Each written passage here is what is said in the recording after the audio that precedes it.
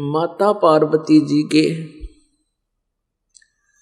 107 जन्म हो चुके थे। वो मर रही थी, फिर कहीं जन्म लेती थी और भगवान शिव से ही उसका विवाह होता आ रहा था।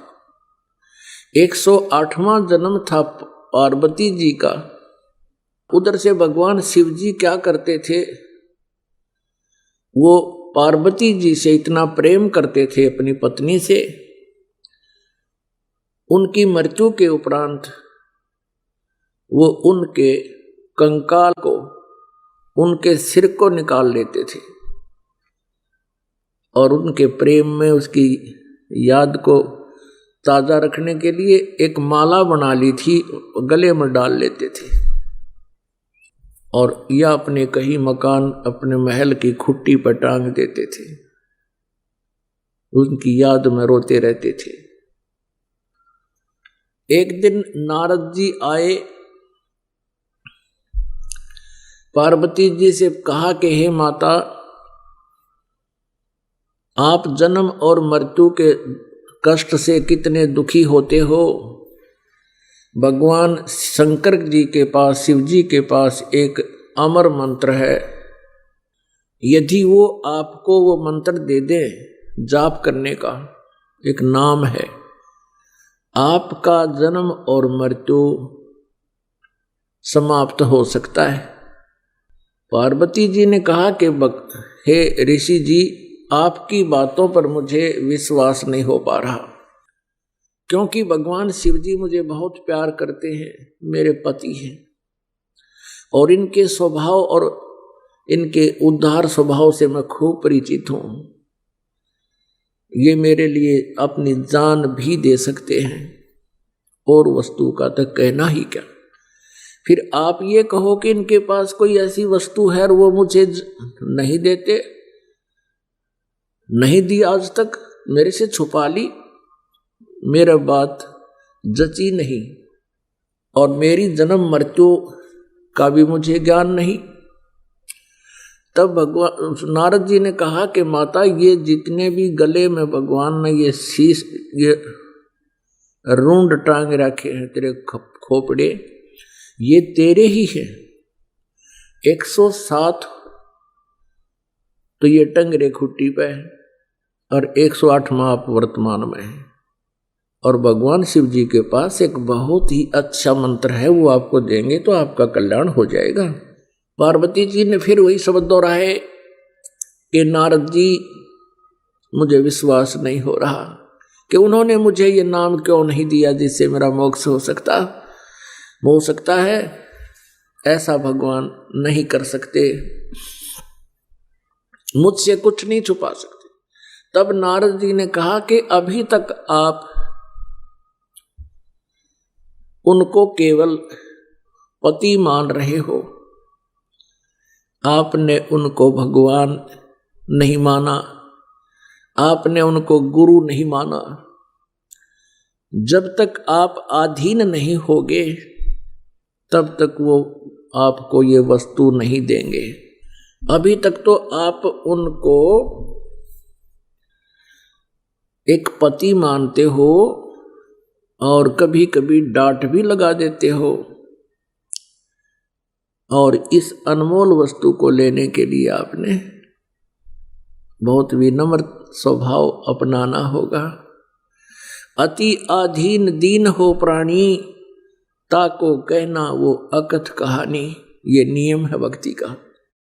अब नारद जी के उस प्रेरणा से उसको बहुत ज्यादा प्रेरणा मिली, बहुत प्रेरित होगी और सोचने लगी कि ऐसा अनमोल मंत्र उनके पास है। नारद जी झूठ नहीं बोलते, इनका कोई स्वार्थ नहीं झूठ बोलने का, परमार्थी व्यक्ति हैं, ये झूठ नहीं बोलते। पार्वती जी ने सोचा कि अवश्य में मेरे अंदर ही कोई त्रुटि रही है जिस कारण से प्रभु ने अभी तक मुझसे ये अनमोल मंत्र छुपा रखा है। अब शाम के समय जब भगवान शिव जी अपने घर लौटे,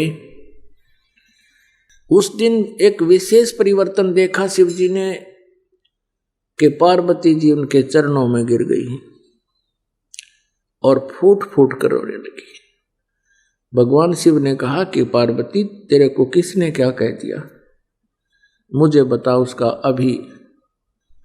अभी ठीक करता हूं उसको।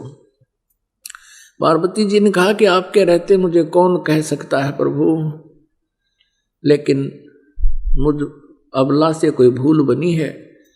हे परमात्मा, आपने मुझसे एक अनमोल वस्तु छुपा रखी है।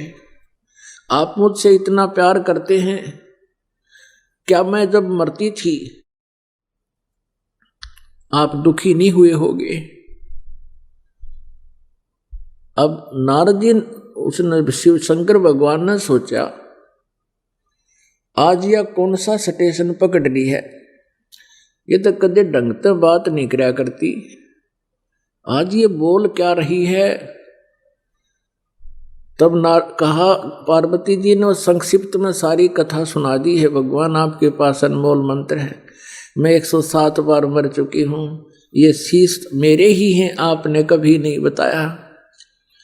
मेरे में कोई त्रुटि रही होगी, मुझे बालक समझकर माफ कर दो, मुझे वो मंत्र दे दो।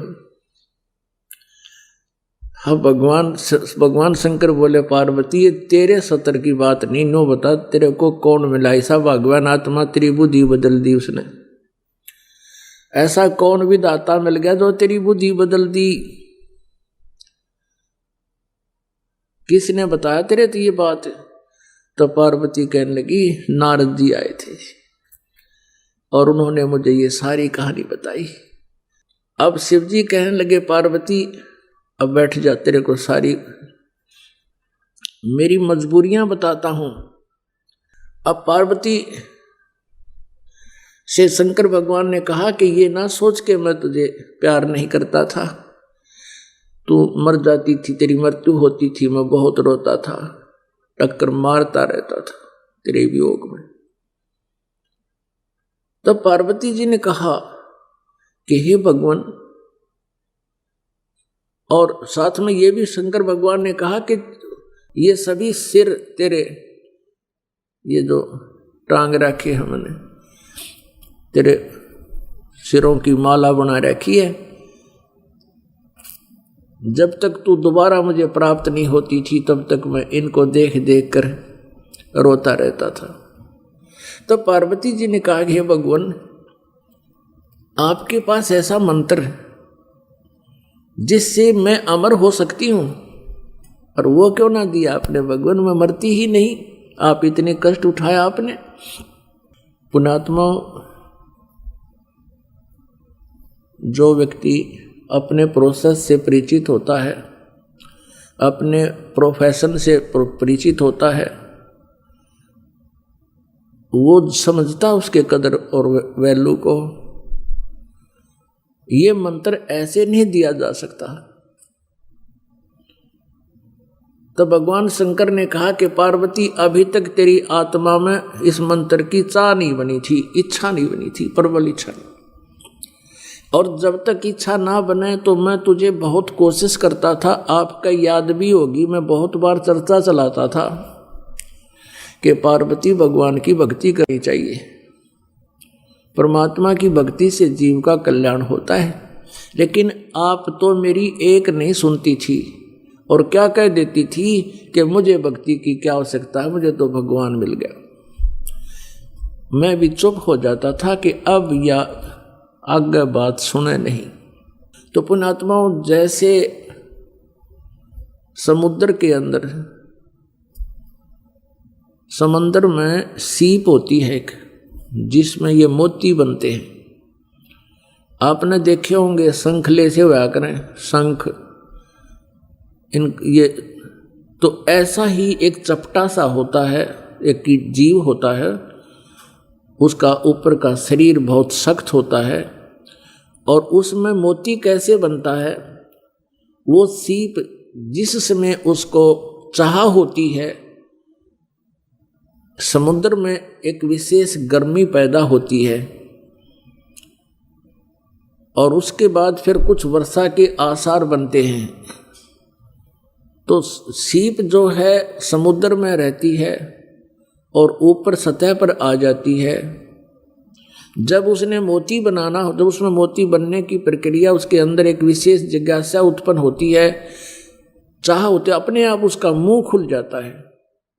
और ऊपर खुले हुए मुंह खुला हो, ऊपर से वर्षा हो जाती है स्वाति यानी आसमान की, बादलों की, तो उससे वो थोड़ा सा नीर ग्रहण करके और मुंह बंद कर लेती है, उससे मोती बनता है। और उस सीप का मुंह खुलाना हो, चाहे सारा सामन बरस जा, मोती नहीं बन सकता। तो यहां परमात्मा बताते हैं कि पार्वती के अंतःकरण रूपी सीप का मुंह बंद था, नारद जी की प्रेरणा से वो मुंह खुल गया और भगवान शिव जी ने फिर उसमें वो मंत्र डाल दिया। तो भगवान शिव ने कहा कि पहले तेरी इच्छा नहीं थी और ये ऐसा अनमोल मंत्र है, मैं तुझे ऐसे बर्बाद नहीं कर सकता, और मैं तुझे दे भी देता, बता भी देता, तो तेरे जिज्ञासा थी नहीं, यो काम नहीं करता, ये व्यर्थ जाता। तो तब भगवान शिव ने कहा, पार्वती आज तेरा सीप का मुंह खुल गया, खुला है ये, और अब ये मंत्र दूंगा तुझे, पर ये ऐसा अनमोल मंत्र है, ऐसे स्थान पर दूंगा जहां कोई दूसरा जीव भी ना सुन ले। जहां पर अमरनाथ बना हुआ है वहां एक सूखा वृक्ष था, एक सूखा वृक्ष था, कोई पत्ता नहीं था, टहनी शेष थी, और वहां जाकर उसके नीचे बैठ गए भगवान शंकर और पार्वती। भगवान शिव जी ने हाथ से 3 ऐसी जोर जोर से ताली बजाई, इतनी आवाज हुई कि आसपास, इतना भयंकर नाद हुआ कि आसपास के कोई पक्षी वहां पर था वो उड़कर भाग गया।